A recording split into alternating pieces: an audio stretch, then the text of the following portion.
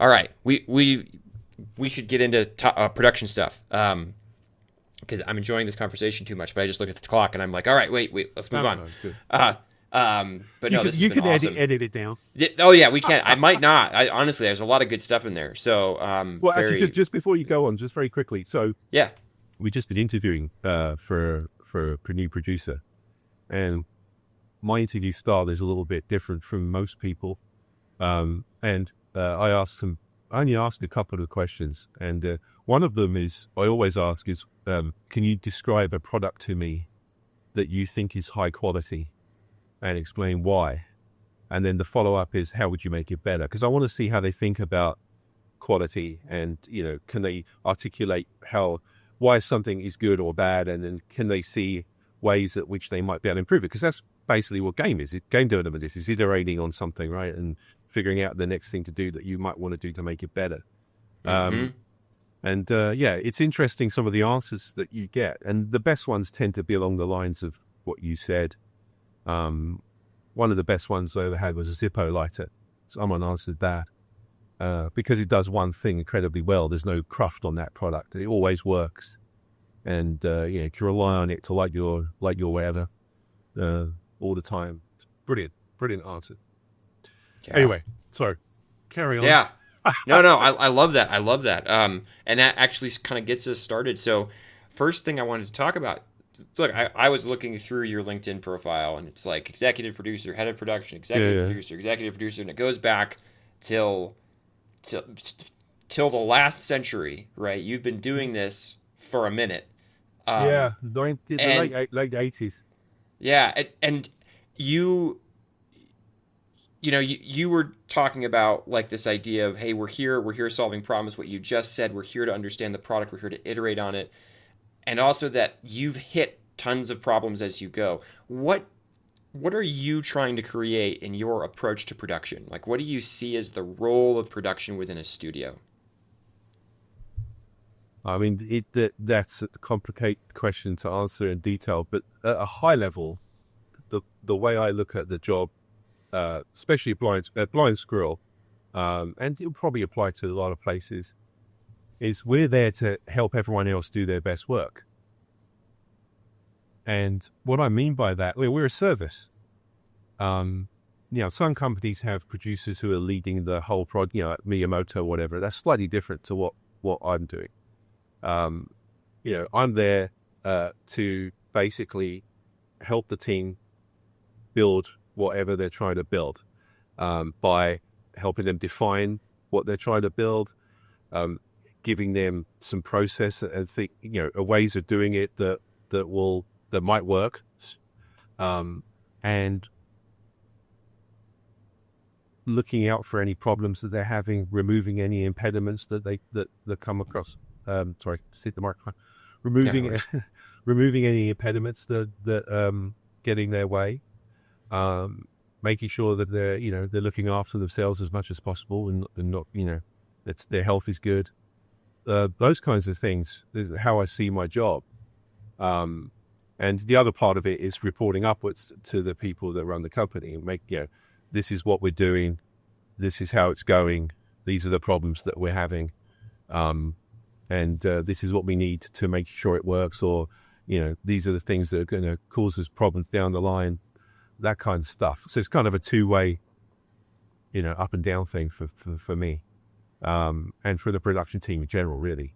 But Yeah. and the more junior the production team are, the more they are with the team, and the more senior they are, the more they're dealing with upwards and with clients and things like that. But fundamentally, it's about helping everyone else do their best job, Yeah. and whatever that takes. And sometimes it takes things that are very odd, like buying clothes for someone, just really or other things that you wouldn't necessarily think of. But if you're trying to help the team do their best job and someone's having a problem and they come to you, I try and fix it. So that's how I see my job, and but to do that is a million different things. Yeah. Oh yeah. Absolutely a million different things. Yeah. Yeah. So I always laugh when someone asks the question, or I see someone try to answer the question. Can you give me the life in or a day in the life of a producer.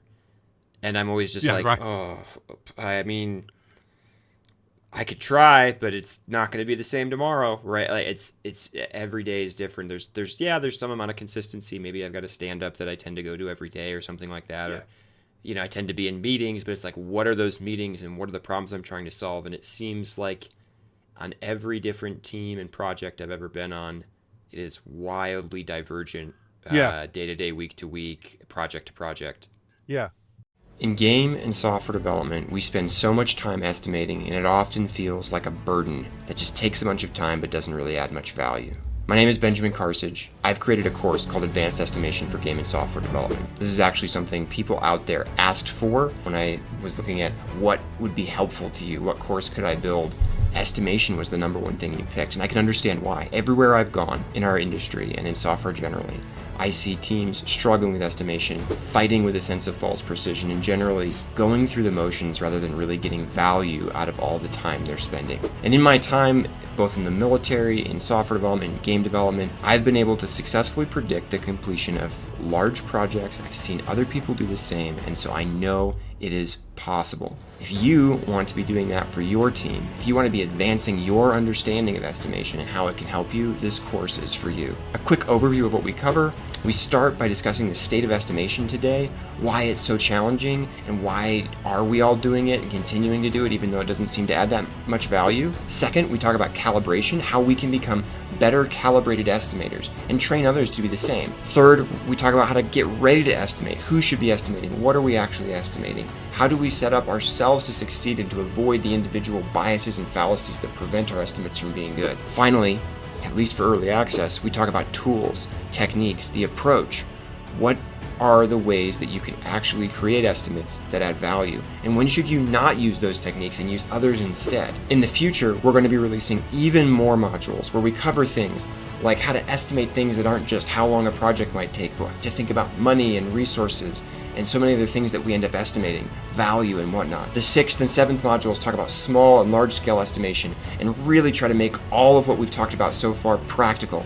And those modules will be coming in the future. For right now, we're focusing on those first 4. And as a result, we're keeping this course in early access at a lower price. As more modules come out, that price will go up. So get it today while it is as low as it'll be, and you will get all the future sections as well as those first 4. It's already 15 hours of content and more than 20 worksheets, templates, and examples for you to take away. I also interject stories from my own experiences, both failures and successes, of how estimation has gone well and poorly and what you might be able to learn from those things. So there's a lot of tools here, there's a lot of resources. This is a problem we're all facing because we all spend so much time doing this, and I think we get way too little value out of it. I think we could be spending less time and getting more value and really helping our teams succeed, creating the software, the games that will really please our audience and players. If that's something you're interested in, check out the course.